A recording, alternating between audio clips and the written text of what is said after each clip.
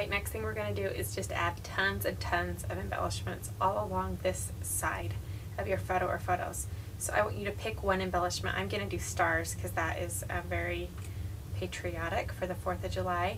I'm using this Fabulous 4th embellishment kit, and I'm going to just come down, find my first star that I want to use. I'm going to do these red glitter stars, and I am going to change my quantity here. I want to add 3 of those. Now I'm just going to click apply instead of OK, and you'll see it's going to put those right on the center of my page, but it will still allow me to add more.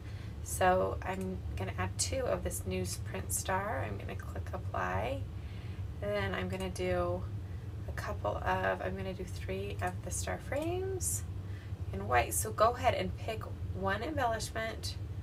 Stars, I think stars are a great thing to do for the 4th of July. You could do hearts, you could do little squares, you could do anything.